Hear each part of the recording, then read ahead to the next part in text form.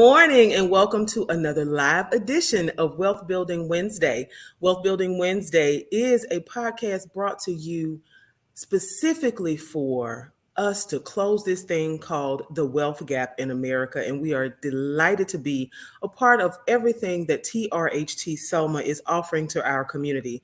TRHT stands for Truth, Racial Healing, and Transformation. And we are based here in the historic city of Selma, Alabama. We are a partnership between the Black Belt Community Foundation and the Selma Center for Nonviolence, Truth, and Reconciliation. We're excited to reintroduce to some. If you have been an avid watcher of Wealth Building Wednesday, then you already know our guest today. We're excited to have her on board, Miss Andrea Rogers Mosley from the SBDC, which is the Small Business Development Center located at the Alabama State University. So good morning. Good morning, Lydia. And it is awesome to be back with you again on Wealth Building Wednesday.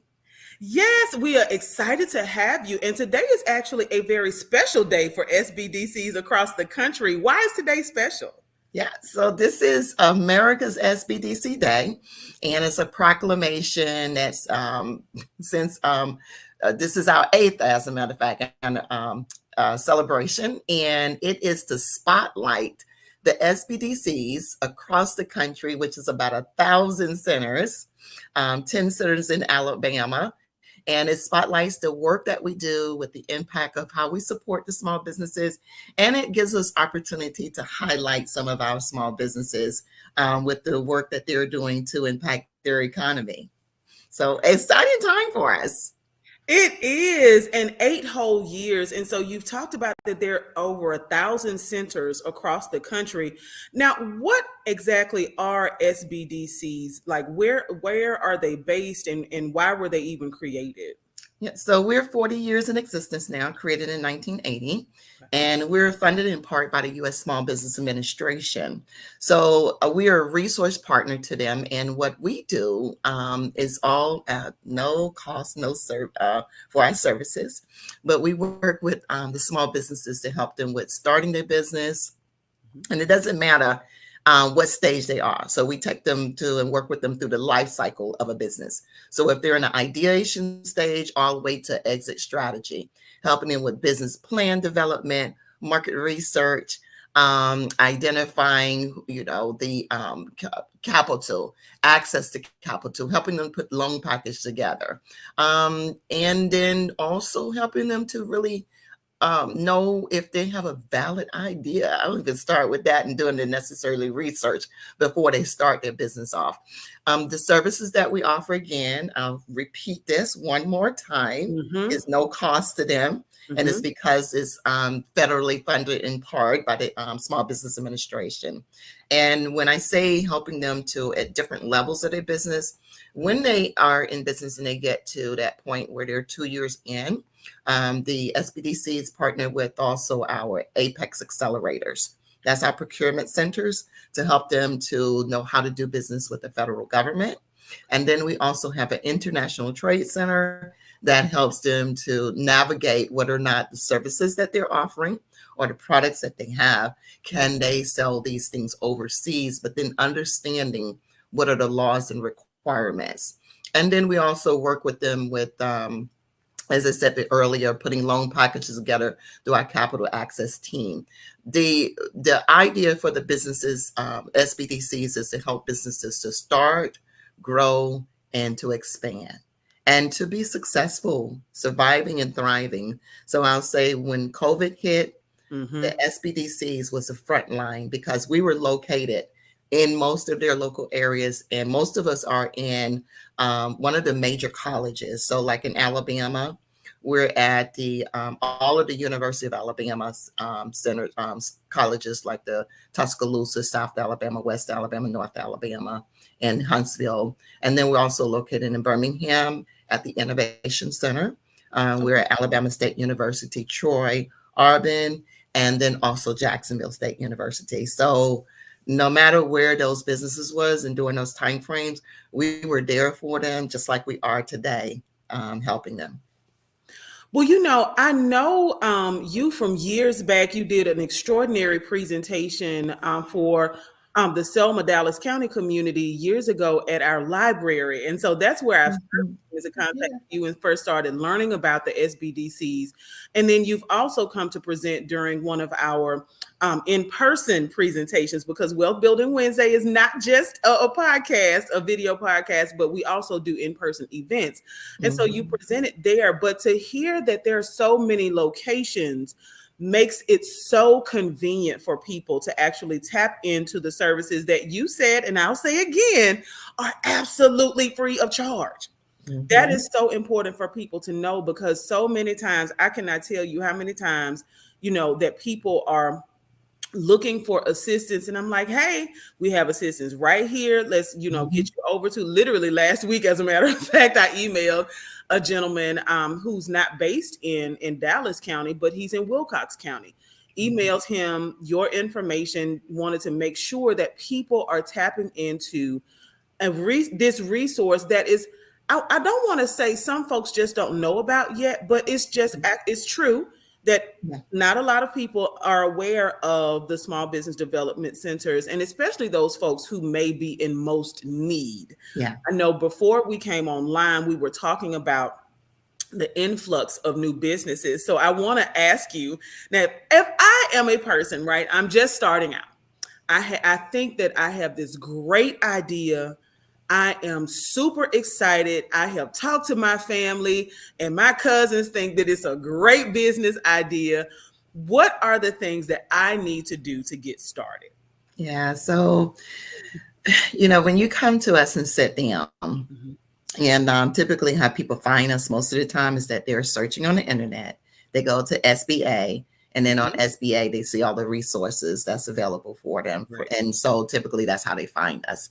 And so when you come and sit down with us, one of the things that we're going to really work with you with, first of all, is just the research. That's where we want you to start out, because we want you to know your industry. We also want you to understand what type of services that's available for you, as far as you're developing the networking opportunities. Understanding, when we say your industry, Mhm. knowing what the trends are, Okay. and so that you're able to foresight by looking at some of the best practices in your industry. So we tell you to go to your industry association, because no matter what business that you're in, there's association for you. If you're selling cupcake, there's an industry associations for cupcake business. So we'll start there with just the research, and then from the research, and then start looking at whether or not this is a valid idea. Is there a pain in the industry, and are you the aspirin for that pain for your business? And that's how we look at you. And Okay. so we start working with you with a business plan, Okay. because the business plan is going to help you to map out your strategies for your business.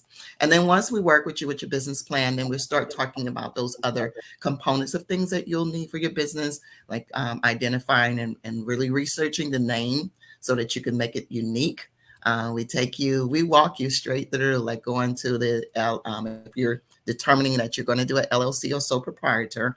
We don't make the decision for you, because that's a legal decision and entity that you're forming. So we suggest that you talk with your part of the Bell team, and that's the banker, the accountant, the insurance agent, and the lawyer. So we suggest that you talk with the lawyer and sit down with your CPA, identify those. So as you're working your business from the beginning, you'll have those your team already in place, and they can help you to make their sound decisions as to which entity that you need to choose for your business, because it's going to make a difference about the Mhm. taxes that you pay for your business, and also whether or not your assets and your personal assets will be tied to your business. And that's very serious, because if something happened at business, your personal assets can be also part of the liability risk. And Absolutely.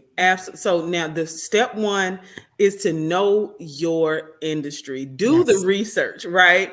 So what Mhm. I heard you say is that my cousin's approving of my business idea is simply not enough.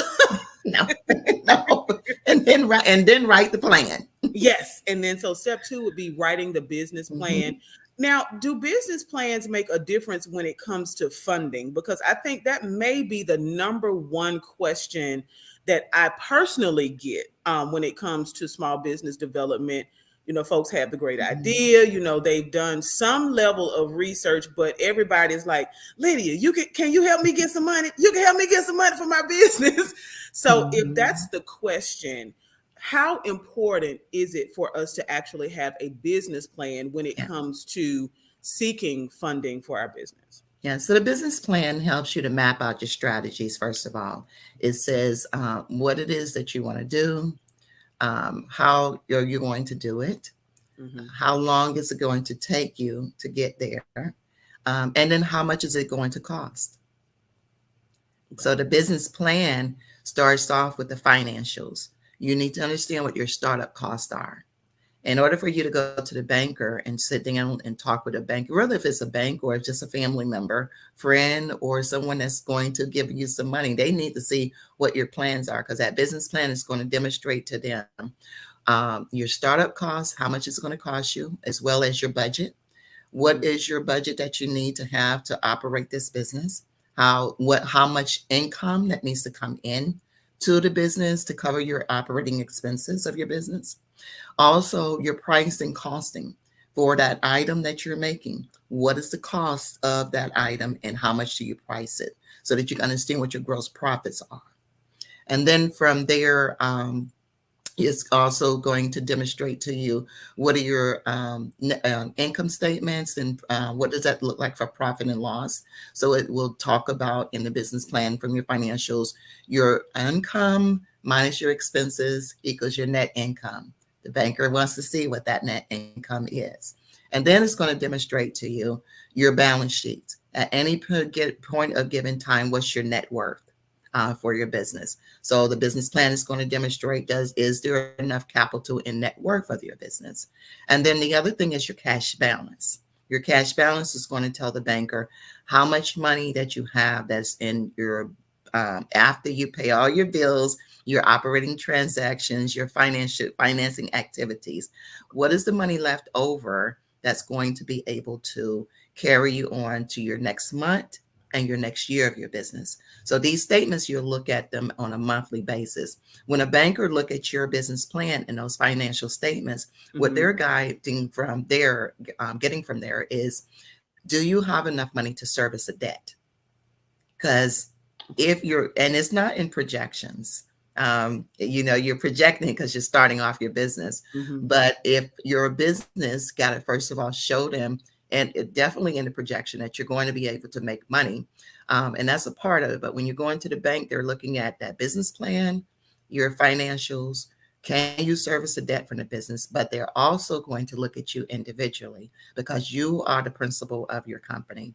So that means your credit report, your capitalization, whether how you capitalize a loan, also your capacity, what skill sets basis that you have to carry out this business. What does that business plan look like? Do you have all of the resources and the tools, the capacity, employees, things that you would need to make sure that your business is operating? That's what the business plan is going to demonstrate to the banker, to an investor, or also if you're looking for a partner in the business. So it is extremely important that you write the business plan out and you project out the numbers. It's good for the individual, that even if they're not seeking to look for additional for funding and it's going to self fund, it's good for the individual, because it is really the only way in your financials of your business plan to tell how healthy your company is. Because the business plan financial says to you whether or not your company is profitable, whether if it's running efficient, and then whether or not there's a liquidity, it's assets in your business. So that's the purpose of that business plan, strategizing and mapping out your road to success. And so I'm so glad that you took the time to lay this out, because Mhm. I've run into a lot of small business owners who just simply do not have a formal business plan. Mhm. And then when we look back and we think about, okay, so why are certain pieces missing? Or, as the business starts to grow, because not having a business plan does not mean that your business won't grow, right? You could grow on accident, right? You really could be, like you said, the aspirin to the pain in your community or in your region or in the country, Mhm. and your success just skyrockets out of nowhere. but there are pieces that may be missing along the way because we did not write the vision and make that thing plain. So now I Yes. want to go back to this idea of our personal credit. So I'm just starting out. If I'm a small business owner, I don't have ideal credit. Does that make it more difficult to find funding? And if so, if it's more difficult, like, is it difficult enough for me to like want to work on my personal credit and then come back to it, or is it difficult to the point that I can still find it and work on my personal credit? So you're definitely going to have to be working on personal credit if there's some blemishes on it. And one of the things that they want to do is to make sure that they go, now start off this, go to annualcreditreport.com, annualcreditreport.com, and make sure that you're putting in exactly that. And when you put it in, that's exactly what you see in the URL, because there's some other companies out there that would charge you. This You're is right. free, and it's mandated by the federal government that you can go and pull your credit report from all 3 credit bureaus annually every 12 months. Okay. That's the first thing that they want to do. And if they're in partnership, they want to make sure that they're doing that in a partnership business too, that everybody's laying it out on the table, because it makes a difference as to when you go to the bank, whether or not that partner that is a 50% partner or anybody that's over 10%. When they start, the bank looks at the credit. They're going to look at the credit of every individual partners that's over that amount. Okay. So if you got someone that's weak in the area with credit scores and credit history, then it's going to impact you as to whether or not you're successful at getting your financing from the bank. Credit scores are just like if you're going to purchase a home or a house, it is going to make a difference whether or not you get that loan from the bank. And so there's also creative financing, and like we call bootstrapping for the business. So bootstrapping means that you start off small and you grow. And so at some point in time, you may not need to, you need the funding to start the business, but can you start your business off at maybe only providing certain services and grow the business in that services, and then work on wealth building for the business? Okay. That means that you might not be paying yourself right now. That's why it's so important. I tell people, keep your job until your business is showing that you're ready now to move on your own and you can start, because you got to live, right?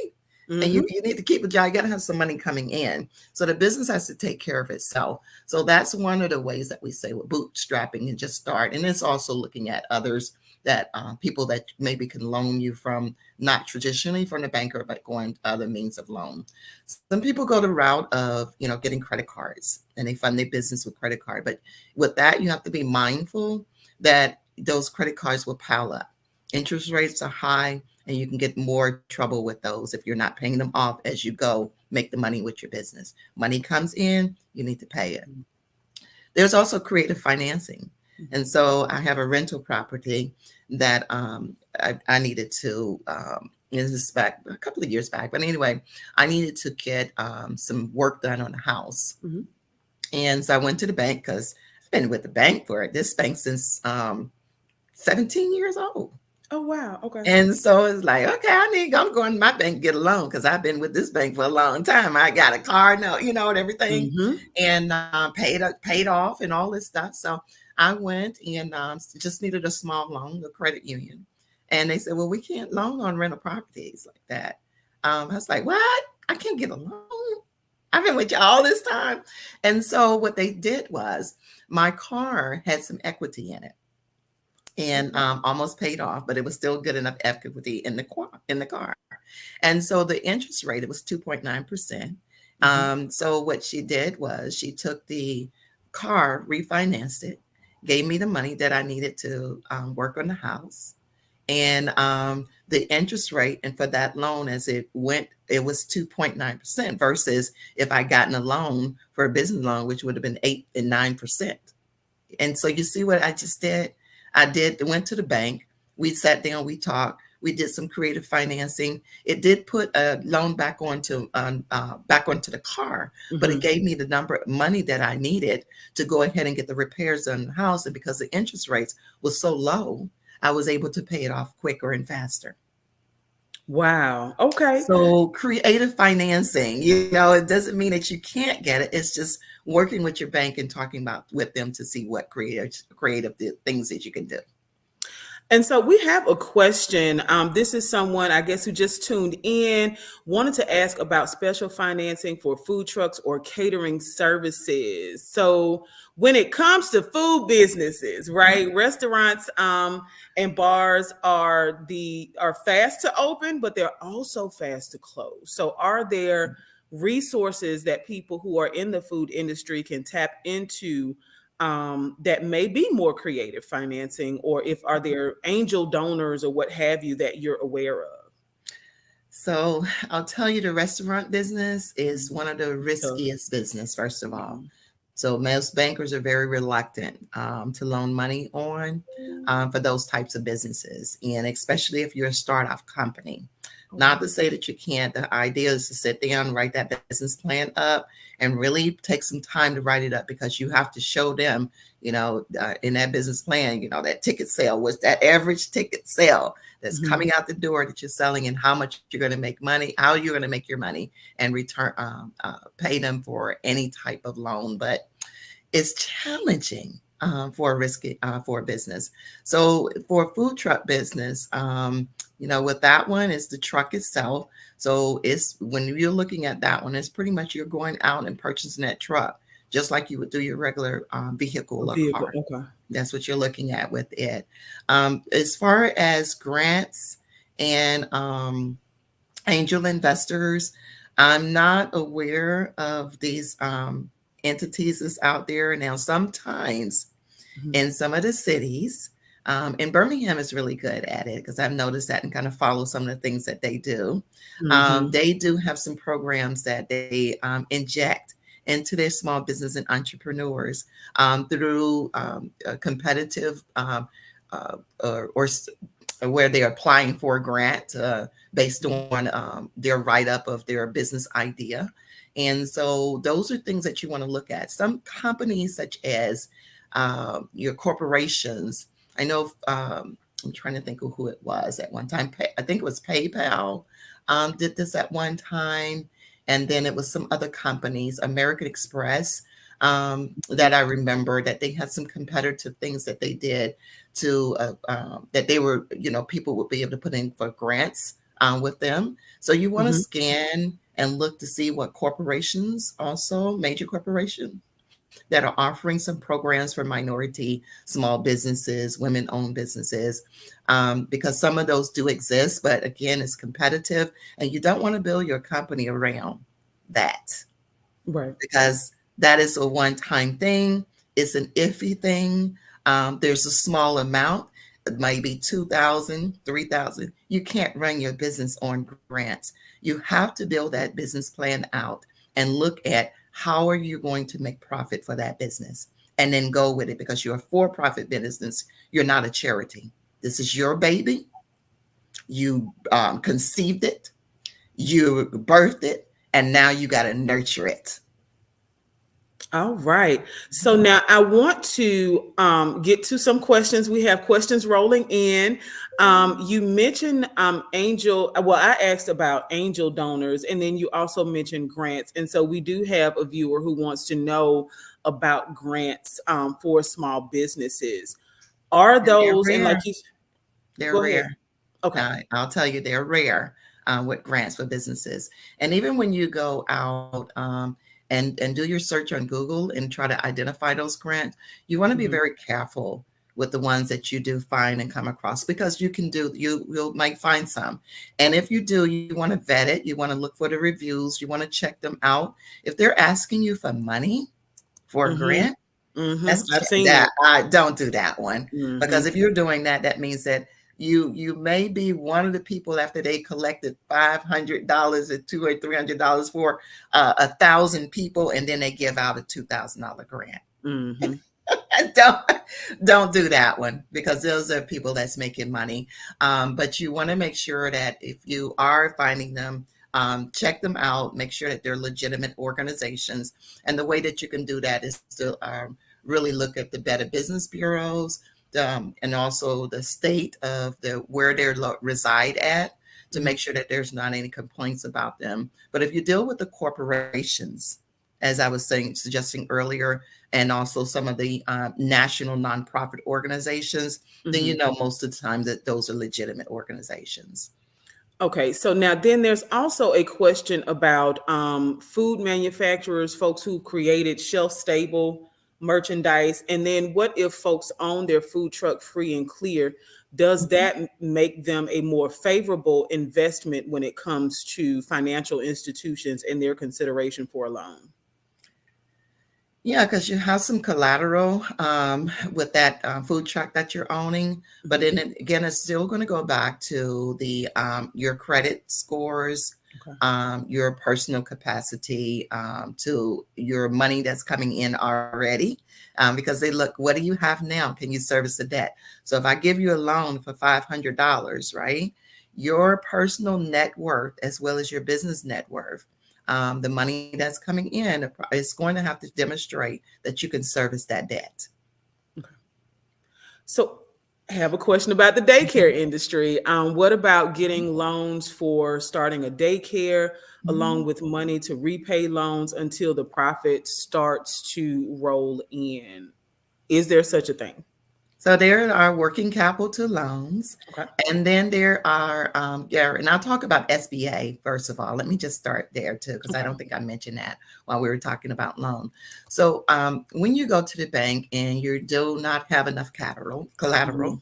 and then there are some challenges in as far as what you got to have profits. That's the bottom line to it coming in. However, if there's a collateral issues that the banks are looking, SBA has what they refer to as a loan guarantee programs. And those loan guarantee programs can help support you with getting a loan because it's like your rich uncle's co-signing for you. That's what Okay. the SBA guarantee loans are. So SBA don't do the loans, it's the bank that does the loan. So there's Mhm. still the elephant in the room. But because if you can get the SBA guarantee loan, then that means that the banker is more comfortable because it will guarantee anywhere up to 80% for the types of loans. And for the 7A loan, it's like 700, $500,000 that you would look at with those types of loans that can be available for you. So it's it's some programs that's out there that can support you. Again, it comes with writing a business plan, is sitting down talking about with your business advisors, and that's SBDC. Tap into us so that we can help you with putting together that loan package and your business plan. Um, but those are some things that I would suggest that's out there for you. But back to the question about the truck itself, yes, it does put you in a better position because that means you don't have your money tied up in debt with someone else, and your debt to income ratio is a little bit lower. Okay. Yeah. And so I wanted to get back to, because it is the eighth SBDC day in America, and we are celebrating the fact that you all offer free services to people and nurture business owners, whether they have just come up with the idea or they are looking at retirement and how to transition this business. Do I need to sell it to the next generation, to my children? Or do I just close? Right? Do I gracefully move out of the industry? So that, just in and of itself, all of the things that you all offer. I know that you mentioned earlier the Apex program, which helps businesses that have been in existence for at least 2 years with government contracting. So if that is something that I'm interested in, how does that program work? And do you all like help me prepare for it as a business owner? Is there paperwork? Are there extensive processes that I have to go through? Are there negotiations or anything? What does that look like? Yeah, so our Apex Accelerators used to be called a PTAC, which was Procurement Technical Centers a while back. Yes. And so recently they changed over. And so with that, that means that listen, the government buys everything. It does not matter what they buy. IT services, accounting services, for businesses that are doing laundry businesses, they buy that. If you're a graphic artist, they buy graphic work because they don't make the hats with the digitizing and the shirts with the screen printing on it. They contract with small businesses to do those. They buy light bulbs. They buy Listen to me, Candyland game. When I say everything, wigs, What? wigs, wigs, Wow. everything. So in order to get into that industry to sell your services to the federal government, you have to be registered in properly for them. So our Apex accelerators will walk you through the process of getting registered in, and the basics is sam.gov is what it's referred to as. That's their system administration systems, management systems.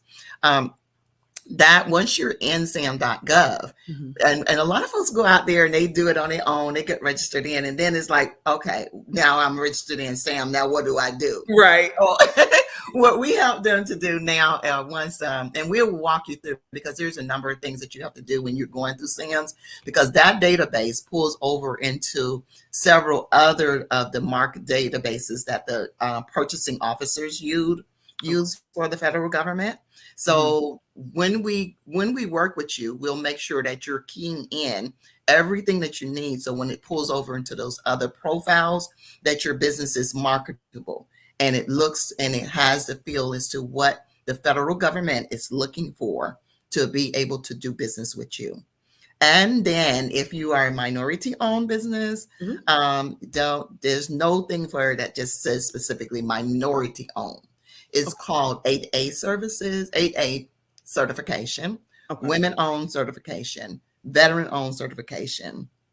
And so those certifications, so for instance, gives you opportunities for the set aside contracts, which means that if I'm a woman owned business, the federal government has a mandate that says at least 5% of the contracting dollars should go to women owned businesses. In order to get that, you have to be certified as a woman owned business. So we work with you through the process and helping you to gather those documentations and complete the certification so that you're able to sell your services to the government. Then we work with you to get your what we refer to as a capability statement. It looks sort of like a flyer sometimes when people put it together, but it's completely different because there's different components on it that the federal government looks for. And so not only do we work with you on the federal side, we also work with you on getting registered with the corporation side of the house, which is the MBE, the Minority Business Enterprise Program. Okay. And so that's how you do business, like with the Hyundais, the Alabama Southern Company, Alabama Power. We get you registered in those systems also. And then the other one is the Department of Transportation. So they buy services also too, and that's called the ALDOT, which is the Disadvantaged Business Enterprise. So for women-owned, Black-owned businesses, Hispanic businesses, Asians, Pacific American, those are, or Native Indians, all of those are considered disadvantaged businesses. And so with that and being able to get certified to do businesses, it just puts you at a greater opportunity to be able to get the contracts that are there for, that's mandated that the federal government has to do. Now the state and the county, there's also a vendor, and to become a vendor with them. So we help you to walk through the process, how to become a vendor with the state of Alabama, the counties, as well as the school systems. All of those are government entities that you can do business with and sell your services to.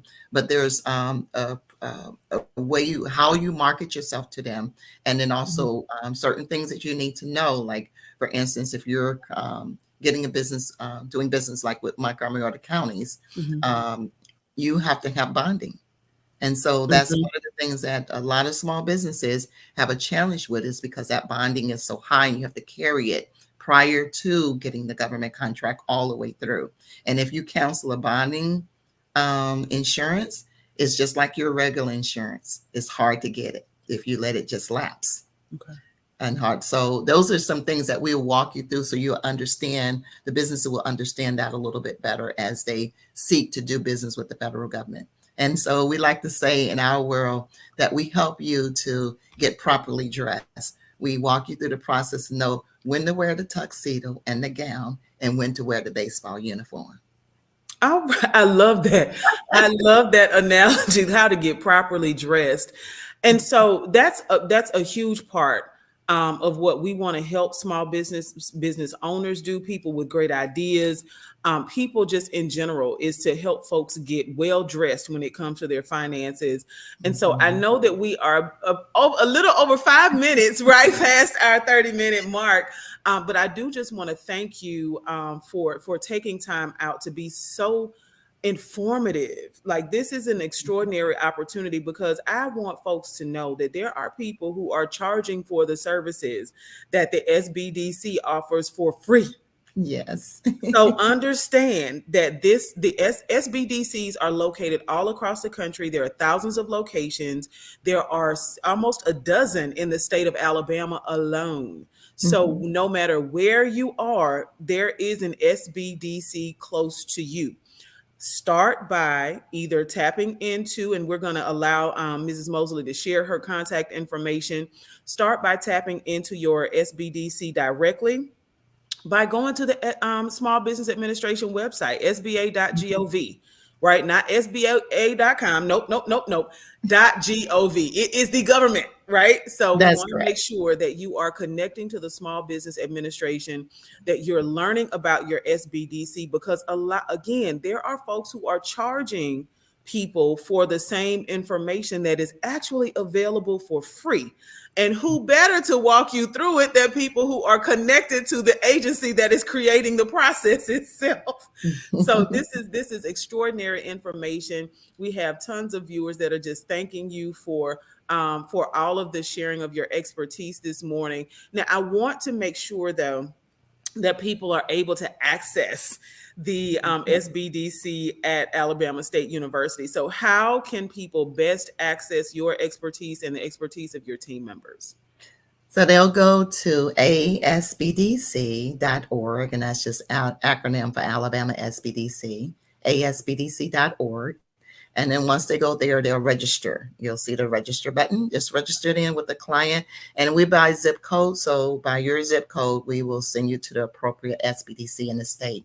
And then for if they're not in the state of Alabama, they're going to go to America's with an S, Okay. America's SBDC .org. And from there, they'll put their zip code in. And once they put their zip code in, then they can, at that point, find their local SBDC that's in their area that they can work with. And please, don't,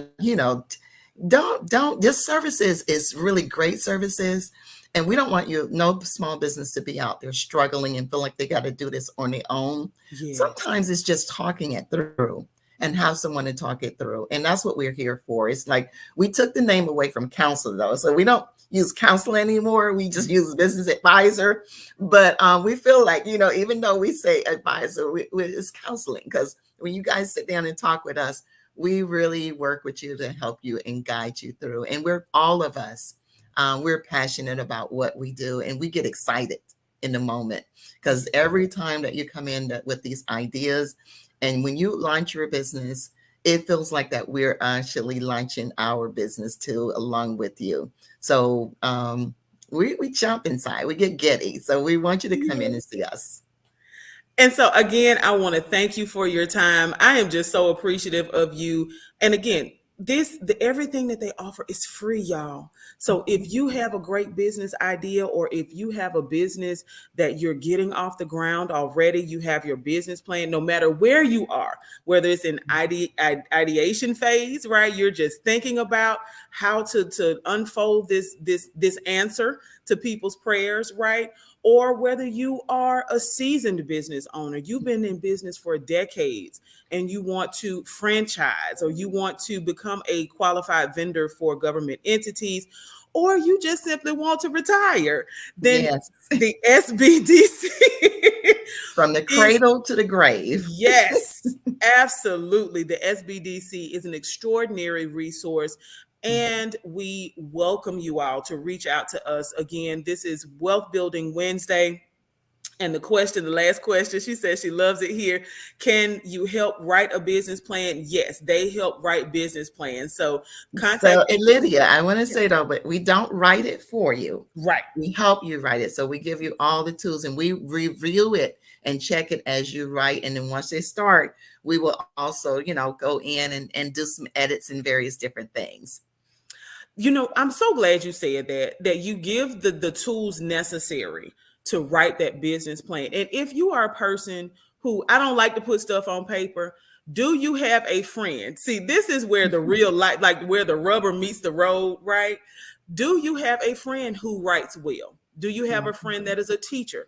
Right? Who we choose to connect ourselves to makes a heck of a lot of difference when it comes to our Mhm. personal success and our business success. So you talked about the bail, the banker, the attorney or accountant.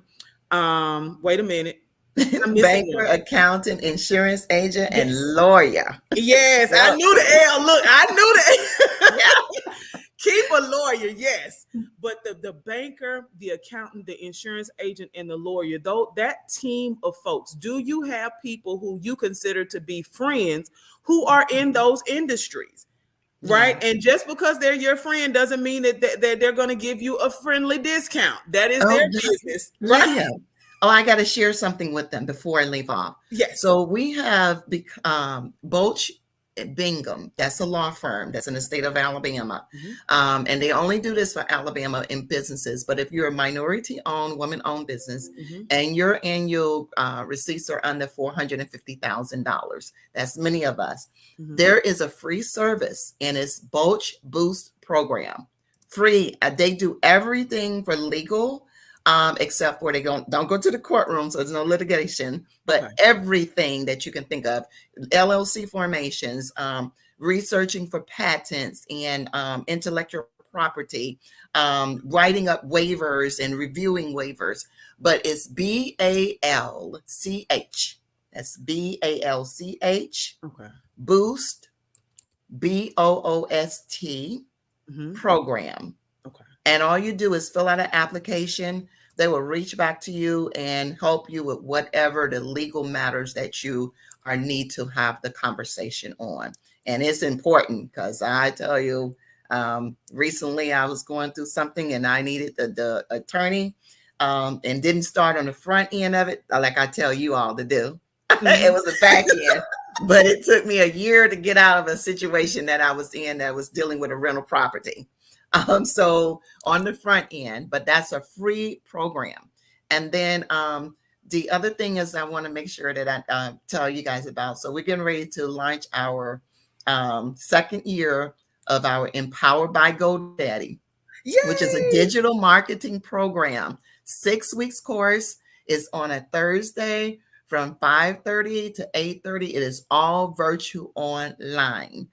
When you finish with that program, you will have skill sets that you would need to be successful in digital marketing, but you'll also get 2 years free of a website to hosting, 2 years free domain name, 2 years free of a business email address. You have to be already in business. So if you're not in business, you can sign up for this class. But if you go to that website that I gave you with the asbdc.org, you'll learn more about it.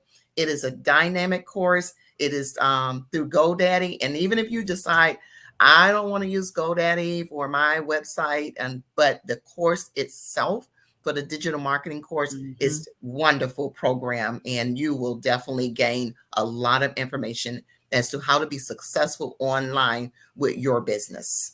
Yes, I want to compliment you on the success of the last cohort, and we're going to have you back to talk about the upcoming cohort so that we can like really give detail around everything that GoDaddy and the SBDC are doing, what you all are doing to help make sure that digital marketing, that folks feel comfortable in this space, that people are able to identify those professionals who may be able to service them well, right? Mhm. Yeah, it's just interesting how people how people have ended up navigating in those spaces.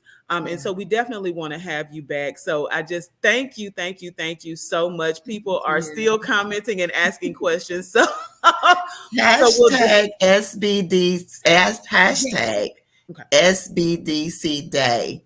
Tell everybody to hit that up for me. Hashtag SBDC Day. Awesome. I have put it in the comments. Y'all copy and share. Y'all share this video. Make sure that whether it is you or someone you love, someone you know, a colleague at work, if you are a small business owner, if you have a great idea that you want to turn into a business, if you are a business owner who has been in business for years, no matter where you are from birth, right, from conception through retirement, we definitely want to make sure that you are well equipped. And the SBDCs located across the state offer their services free of charge to small business owners. So we look forward to having you back again as we celebrate SBDC Day in the state of Alabama and across the country. There are thousands of locations. So even if you're not in Alabama, I actually had somebody hit me up and say, hey, we hear you in Texas. So even if you're in Texas, there are SBDCs located all across your state. So we are excited about all of the great information that we've been able to share this morning. Thank you so much for your Thank time. you. Thank you for all that you do for the small business community in the state of Alabama and beyond. You are one stellar lady. I appreciate you. Thank you, Lydia, so much. Absolutely. And so to you, our viewers, we invite you back to join us next week for another live edition of Wealth Building Wednesday. Y'all, we are springing into action. It's time to go now. Y'all, let's get out here and build that wealth.